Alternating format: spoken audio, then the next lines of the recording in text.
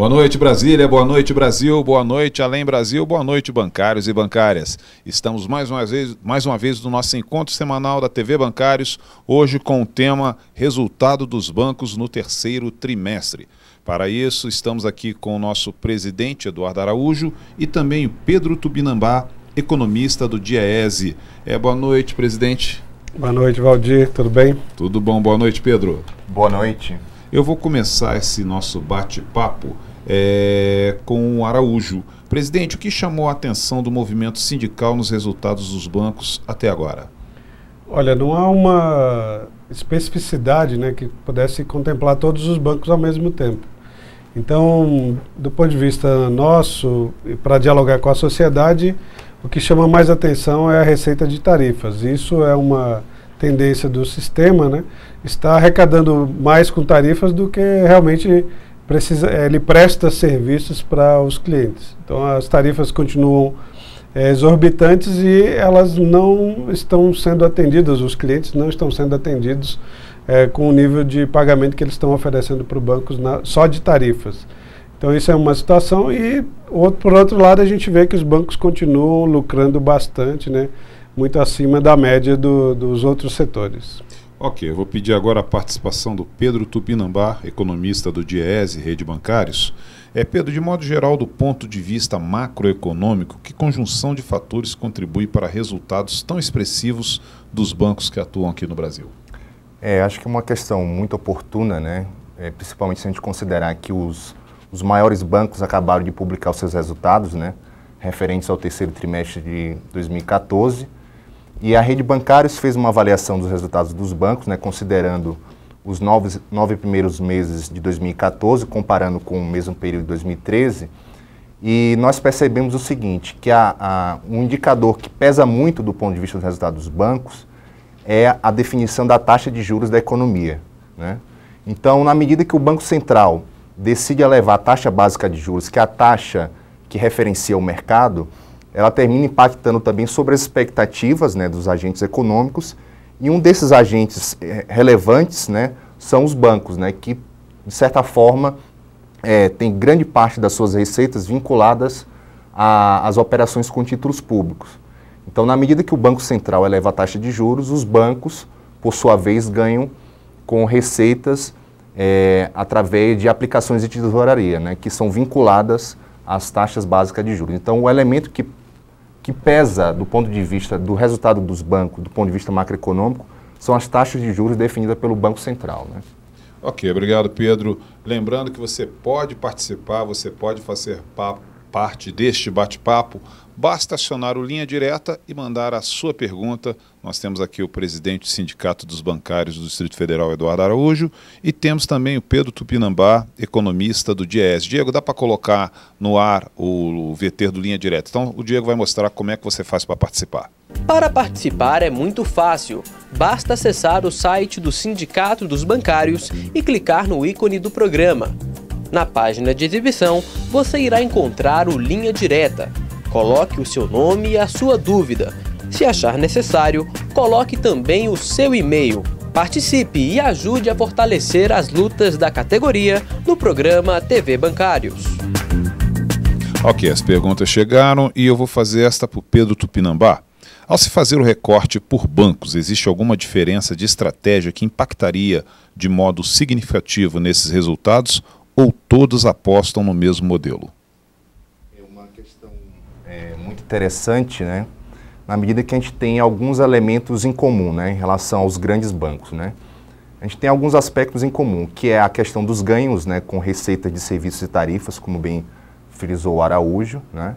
Então é uma estratégia em comum de todos os bancos, né, manter a sua rentabilidade através dos ganhos com serviços e tarifas bancárias. E por outro lado também tem uma estratégia forte no ganho de tesouraria, né? Conforme eu tinha comentado, né, ele tem uma relação direta com a taxa básica de juros da economia. Então, na medida que o Banco Central eleva a taxa de juros, os bancos, por sua vez, passam a ganhar mais com receita de tesouraria. Então, são estratégias comuns. Um outro elemento que no caso já se diferencia em relação às estratégias do ponto de vista da oferta de crédito. Os bancos públicos, tradicionalmente, né, se a gente for considerar o período pós-crise internacional, tiveram uma atuação mais decisiva do ponto de vista da oferta de crédito. Por quê? Porque os bancos privados, no período de eclosão da crise, tiveram uma estratégia para restringir o crédito, já que havia um cenário de incerteza internacional, né? Então, foi através dos bancos públicos em que ocorreu uma estratégia diferenciada de alavancagem do crédito para que a economia não sofresse o impacto, né, do ponto de vista do crescimento econômico. Mas os dados mais recentes já mostram que há um crescimento um pouco menor do ponto de vista das operações de crédito. O que nós percebemos é o seguinte, dos maiores bancos que já divulgaram os balanços, que foi o Bradesco, o Itaú, o Santander e o Bradesco, Itaú, o Santander e o Banco do Brasil, a Caixa ainda não divulgou seu balanço do terceiro trimestre, mostram que os bancos privados, né, esses 3 maiores bancos privados, tiveram um crescimento de crédito menor do que o sistema financeiro nacional, né?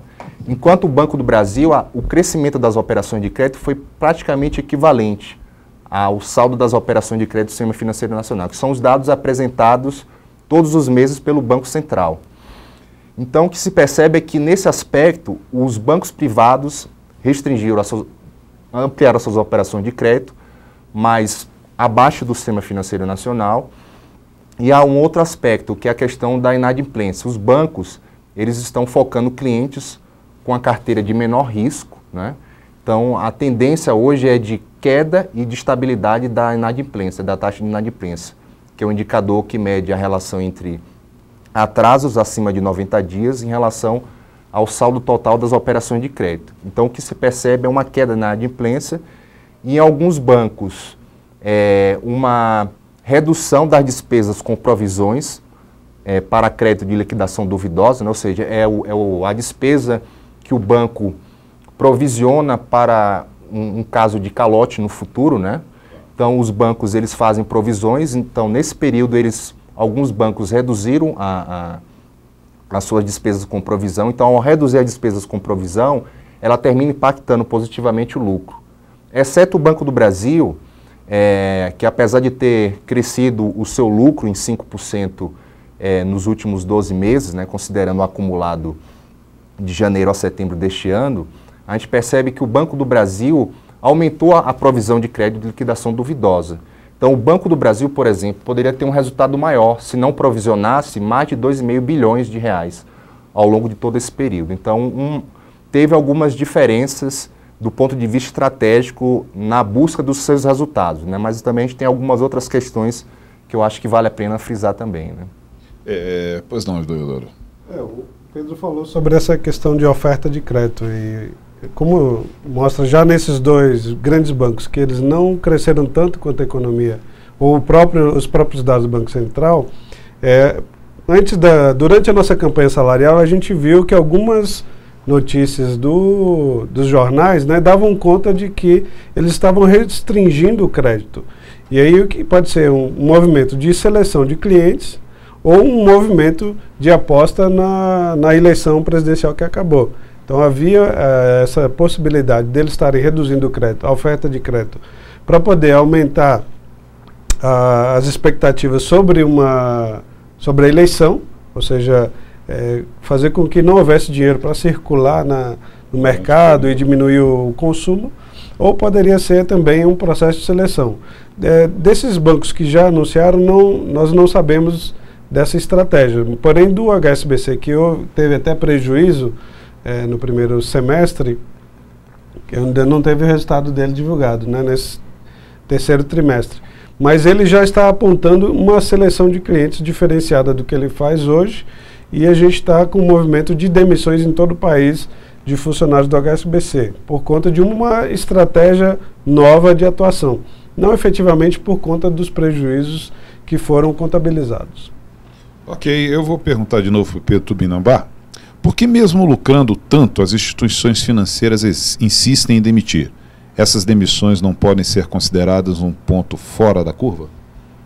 É uma questão curiosa e intrigante, né? Se a gente for considerar os resultados mais recentes dos bancos, né, nós percebemos o seguinte, que esses 4 maiores bancos, né, considerando que eles representam os maiores bancos em total de ativos do sistema financeiro nacional, Somente esses 4 bancos lucraram mais de 38 bilhões nos 9 primeiros meses de 2014, com crescimento, né, isso considerando todos eles juntos, um crescimento de 20% em relação ao mesmo período do ano passado. Por outro lado, esses 4 bancos juntos apresentaram um saldo negativo do emprego de mais de 7.300 postos de trabalho, ou seja, todos esses bancos juntos, inclusive o Banco do Brasil, né, apresentou um saldo negativo no emprego. Então mostra que há uma incoerência entre os resultados dos bancos, né, a cada apuração dos seus balanços em relação à estratégia de demissões. Isso é muito claro.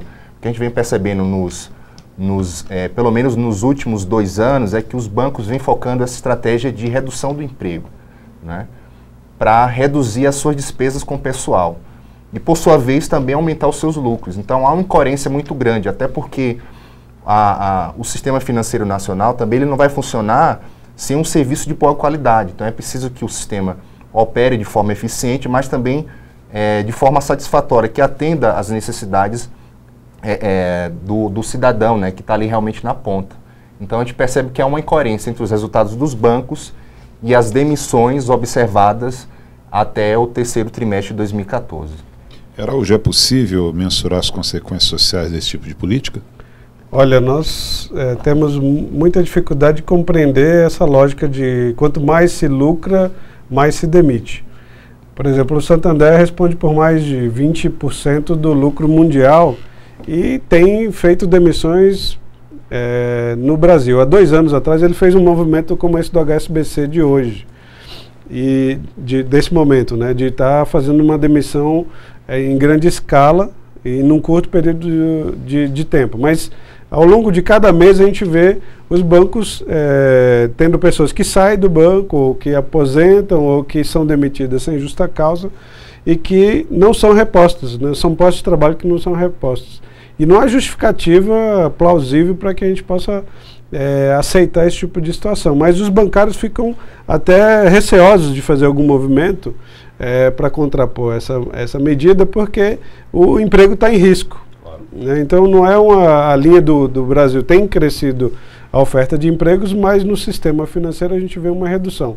E aí a gente, não sei se estou entrando em alguma outra situação que pode ser posterior, mas nós temos feito diversas gestões frente ao governo e frente aos próprios bancos na redução das demissões por um modelo, seja por acordo coletivo ou por legislação, de que não haja demissões de qualquer forma. Ou seja, não gostei do seu desempenho e você não serve para o sistema.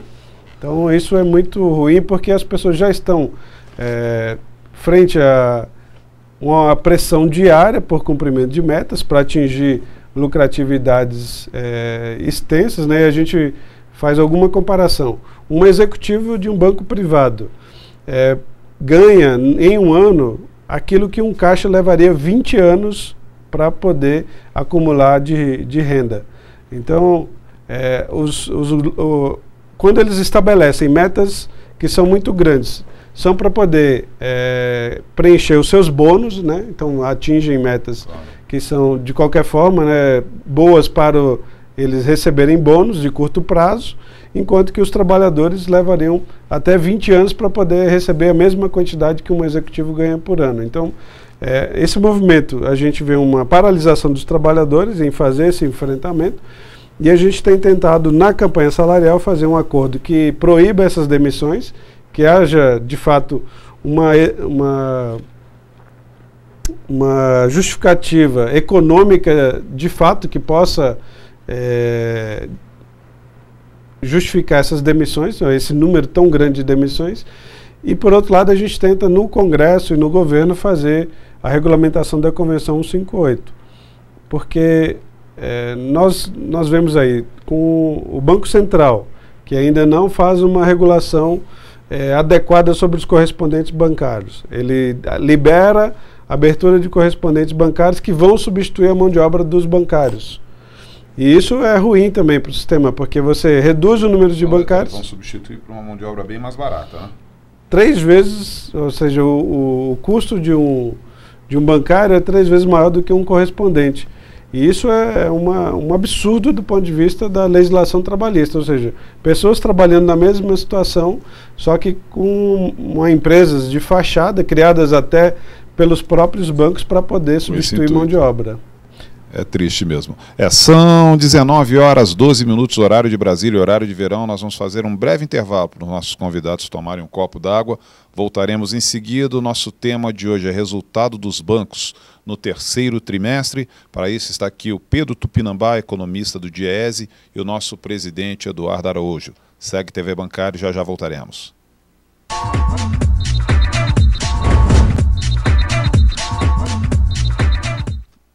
Quer comprar uma TV nova ou um carro 0 km? Pretende fazer uma viagem inesquecível ou realizar o sonho da casa própria?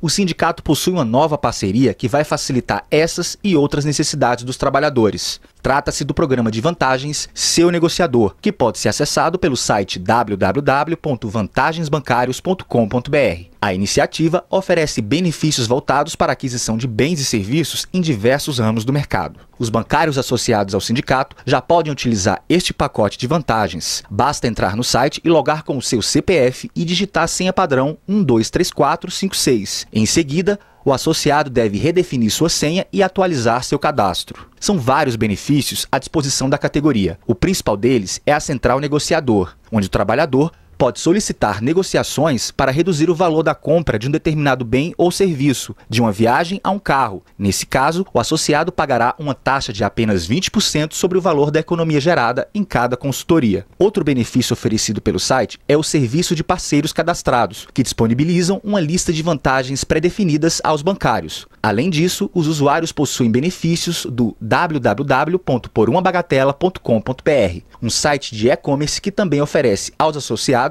produtos com descontos pré-estabelecidos. Mais uma vantagem é o serviço de classificados, em que os bancários têm acesso aos bens e serviços cadastrados por outros usuários, bem como podem registrar o próprio anúncio, gratuitamente. O bancário amante de cinema e sindicalizado tem mais um motivo para comemorar. Parceria do sindicato com o Seu Negociador garante ingressos para a rede de cinemas Kinoplex com 50% de desconto, distribuídos nas salas Platinum, 3D e Comum. Para obter seu ingresso, é só apresentar a carteirinha de associado na bilheteria do sindicato, que fica na Entrequadra Sul 314/315. A promoção é válida para qualquer dia da semana e os 100 ingressos colocados à disposição nesta primeira remessa podem ser usados até dezembro de 2014.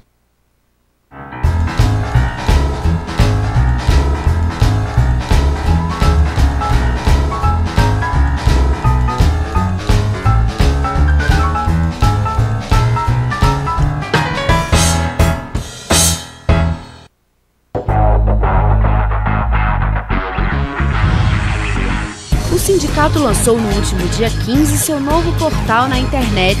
São muitas novidades para os bancários e bancárias. Além do layout e conteúdo que valorizam as imagens de capa em 3 tamanhos diferentes, foi desenvolvida uma versão exclusiva para celulares, o que mantém os trabalhadores cada vez mais conectados com a entidade. Outra novidade é que o site passa a ganhar a denominação de portal. Assim, funciona como aglomerador de uma série de outros sites ou subsites dentro e também fora do domínio do portal. Você, trabalhador, também possui acesso à TV Bancários no menu do topo do site, além dos acordos coletivos e dos principais informativos produzidos pelo sindicato. Acesse o portal e confira as novidades tanto pela internet quanto pelo celular.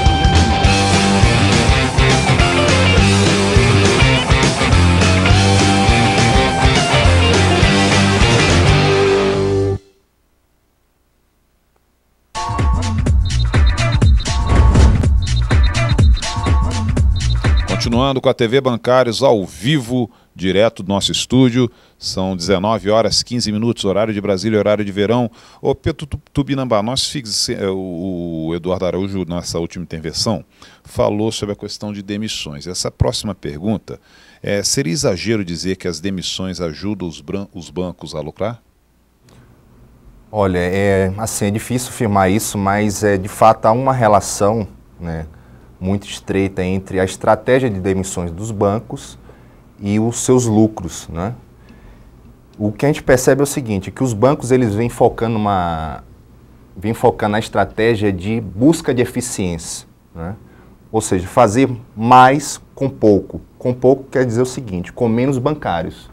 Então, o objetivo dos bancos, a estratégia, né, isso é uma estratégia praticamente comum entre todos os bancos, é reduzir as suas despesas de pessoal através das demissões de bancários, para reduzir as despesas de pessoal, que é um componente, de certa forma, significativo das despesas do banco, né, junto com as outras despesas operacionais, mas o objetivo é reduzir essas despesas de pessoal. Para quê? Para que o banco possa ter uma margem maior de lucratividade. Então, há uma estreita relação entre redução de despesa através das demissões e aumento dos lucros. Aumento dos lucros dos bancos. No entanto, há uma implicação perversa, né, que é não somente do ponto de vista daquele trabalhador que perde o seu emprego, né, considerando aquelas demissões que sejam imotivadas, ou seja, que é o próprio banco que demite sem qualquer justa causa. Isso tem implicação forte sobre o trabalhador, mas também tem uma implicação sobre a qualidade do serviço, né? Então, o que se percebe é que há uma impressão negativa dos bancos do ponto de vista da qualidade do atendimento. Então, essa implicação do ponto de vista do emprego também afeta, de certa forma, a qualidade do serviço bancário, né? Ok. Araújo, como os sindicatos, né, vêm atuando para barrar essa dispensa de mão de obra? Não é uma tarefa muito simples, a gente tem que ficar barrando dispensas imotivadas. O que o Sindicato dos Bancários e de Brasília, especialmente, vai fazer, nós deliberamos na última reunião da executiva do sindicato, é que nós vamos usar o slogan demitiu, parou, ou seja, todas as dependências onde houver uma demissão sem justo motivo, nós vamos fechar a dependência por um período, né, para denunciar para a população essa arbitrariedade dos bancos de estarem demitindo pessoas, né, sem substituição. O Pedro está falando um pouco dessa situação de demitir para lucrar. Na verdade, além de lucrar, eles ainda fazem essa redução de despesa de pessoal, porque quando a gente trabalha um indicador que o próprio Diese calcula para a gente, que é o salário médio do bancário, né? A cada ano a gente consegue ampliar o reajuste além da inflação. Quando você vai buscar o salário médio, há um problema que é em função dessa rotatividade do sistema. Além de demitir, ele troca funcionários por outros mais baratos. Isso faz com que a gente também não tenha uma atratividade ou uma mudança no perfil geral da categoria em relação ao salário. Então a gente tem que barrar não só pela demissão em si, mas também pela manutenção dos direitos que a gente vai conquistando. Porque a cada vez que você reduz esse número de trabalhadores, transferindo para outras empresas esses empregos, a gente perde um poder de força dos sindicatos e da categoria. Então nós vamos fazer atividades específicas em cada banco que fizer demissão aqui em Brasília, mas amanhã, por exemplo, nós já temos uma atividade específica no Santander, e aí não será apenas em Brasília, porque como nós não temos, o sindicato é local, mas a empresa é nacional, então a gente tem que fazer atividade direto em todos os estados, em todos os locais onde há sindicato, para que haja uma pressão efetiva e maior. Não pode ser uma pressão exclusiva dos sindicatos bancários de Brasília, porque isso não acontece só em Brasília. Então a gente pode barrar aqui, mas os bancos continuarem fazendo em outros estados. Então a nossa estratégia é sempre nacional e convocada para todos os sindicatos fazerem esses movimentos de afrontar onde houver demissão. Aproveitando a sua participação, em que sentido a ratificação da Convenção 58 da Organização Internacional do Trabalho pode ajudar nessa luta? Olha, a ratificação ela é essencial para que a gente, não só para os bancários, mas para todos os trabalhadores brasileiros, inclusive do comércio, onde paga-se o piso do salário mínimo, né?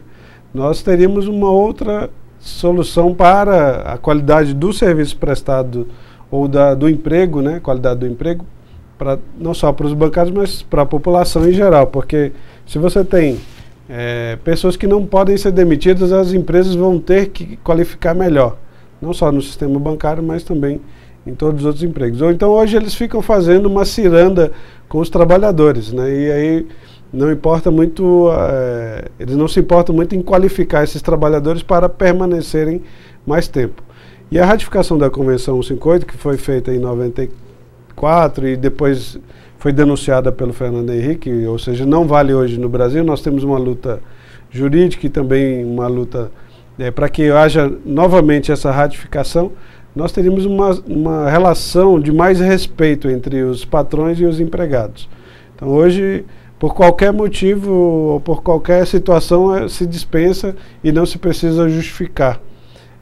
Isso precisa mudar. Essa relação de emprego no Brasil, ela pode ser um pouco mais respeitosa, um pouco mais, vamos dizer, civilizada, para que a gente tenha empregos melhores, prestação de serviço melhor e empregados mais qualificados. Então a Convenção 158 não é um simples tratado de princípios, mas ela trata do respeito ao ser humano, um direito do ser humano. E eu lembrava no debate da deputada Érica que uma das questões que há na nossa Constituição é um peso igual a quem empreende, para quem é empreendedor, para quem é trabalhador. E hoje a gente vê um peso muito maior para os empreendedores em detrimento dos trabalhadores. Estava lendo a notícia de que as empresas que receberam subsídio de impostos não tiveram uma contrapartida social obrigatória. Com todos os benefícios que o governo deu para algumas empresas, elas mesmo assim demitiram trabalhadores. Então é preciso ter um pacto social diferente para que a gente possa ter relações de emprego e mais segurança no emprego de todos os trabalhadores no Brasil. Ok, nós são 19h26, horário de verão, horário de Brasília. Nós estamos chegando ao final do nosso programa. As suas considerações finais, Pedro Tupinambá, aqui para a câmera 2, da sua participação nesse nosso programa. Agradeço a oportunidade, né, de participar desta entrevista.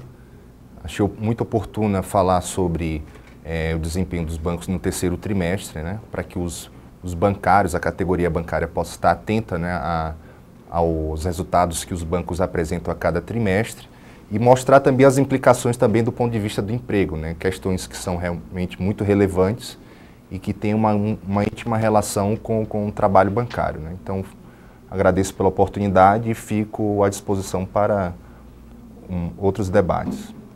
Ok, nós vamos agora ouvir as considerações finais do Eduardo Araújo, presidente dos sindicatos bancários.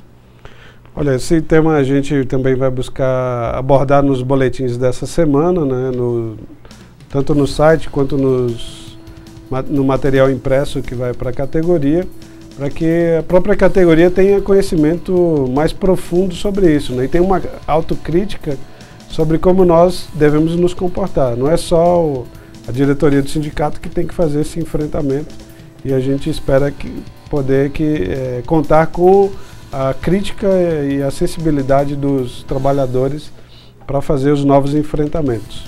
Nós temos, na verdade, dar mais 12 minutos. Chegou uma pergunta aqui que seria bom, se possível, a intervenção dos dois. É do Carlos Almeida. Em que medida a regulamentação do sistema financeiro pode contribuir para mudar esse quadro?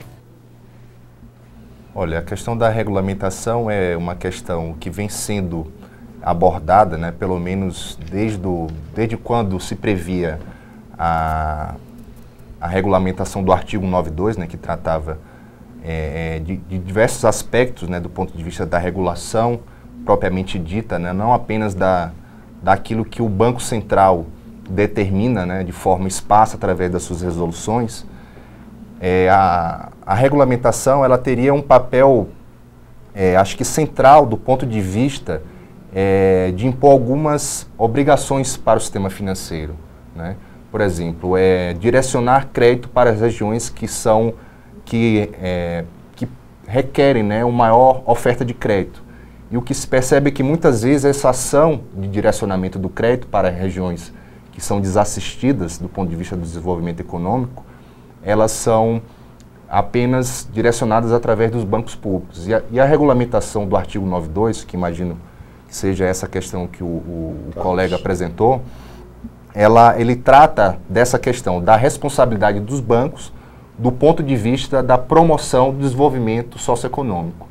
E o crédito ele tem esse papel fundamental nesse sentido. Então, enquanto a regulamentação do artigo 9.2 não sair do papel, né, já que ele depende de votação através de lei complementar, né, ou seja, precisaria de uma maioria, tanto da Câmara, tanto do Congresso, né, precisaria das duas casas legislativas, né, para que isso pudesse ser aprovado. Enquanto isso não sair, fica muito a critério do Banco Central através das suas resoluções. Ou seja, há uma relação também muito estreita entre aquilo que o Banco Central determina através dessas resoluções e, de certa forma, há uma pressão também muito grande do sistema financeiro nacional, ou seja, há um lobby também para que essa regulamentação ela não saia do papel, né? Então, há um interesse do sistema que isso realmente não possa ser concretizado, né?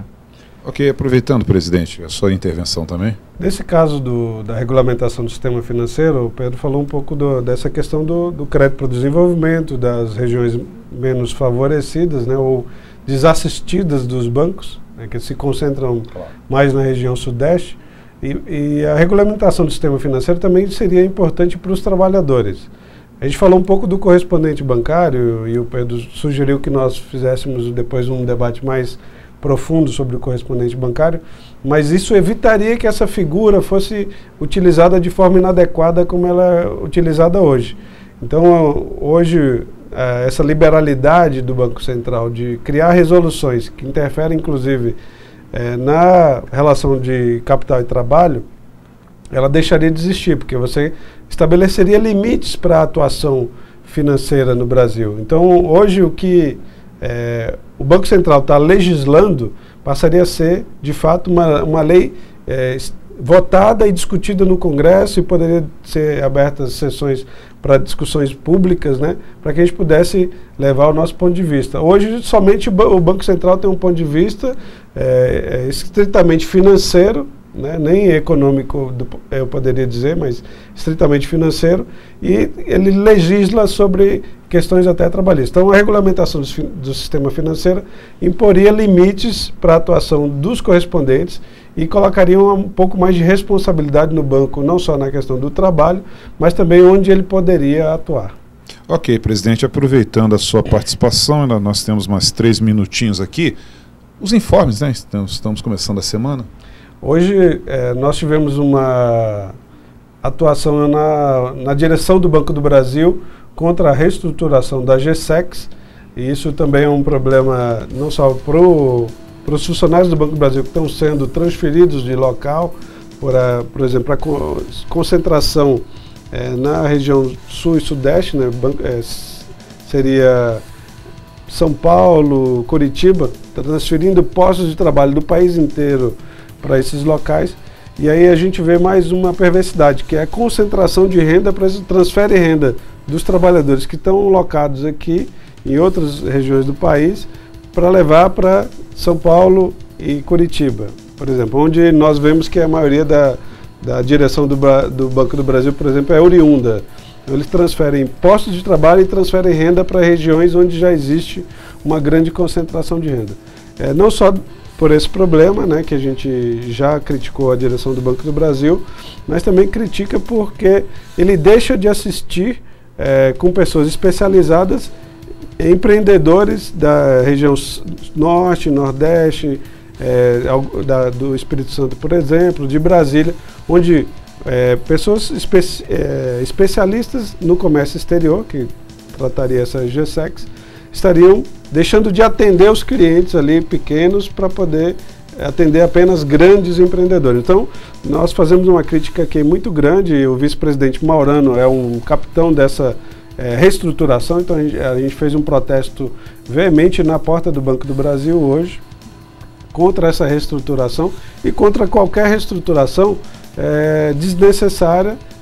Nós estamos num momento de transição da política no Brasil, provavelmente do ministro da Economia, do presidente do Banco do Brasil, e eles estão levando a cabo uma reestruturação que não ajuda o país, apenas tem uma motivação, do meu ponto de vista e do ponto de vista da diretoria do Sindicato dos Bancários de Brasília, que é apenas para agregar pessoas que têm interesse do vice-presidente. né? Então hoje foi feita essa atuação. Amanhã, no dia 13, nós teremos aqui um encontro do Comando Nacional para fazer uma avaliação da campanha, né? Depois nós vamos tratar, nós já fizemos aqui uma avaliação, mas nós vamos ter uma avaliação de todos os sindicatos espalhados no país. E na sexta, e no sábado e no domingo, a direção do Sindicato de Brasília vai estar reunida para fazer o planejamento de 2015. É isso aí. Eu gostaria muito de agradecer a presença aqui do Pedro Tupinambá, economista do DIEESE, da Rede Bancários. Agradecer mais uma vez a participação do nosso presidente Eduardo Araújo. Agradecer a nossa equipe técnica, ao Diego lá na mesa e ao Lucas aqui dentro nas câmeras, mas agradecer principalmente a você, bancário, bancária, que participou com a sua audiência durante esse tempo. Lembrando que na próxima segunda-feira teremos um novo encontro, marcaremos durante o dia o horário do programa, a priori será às 19h30, mas pode ser antes ou pode ser depois, tudo isso comunicado no site. Estaremos de volta na próxima semana e desejamos a todos uma semana muito abençoada. Segue TV Bancários.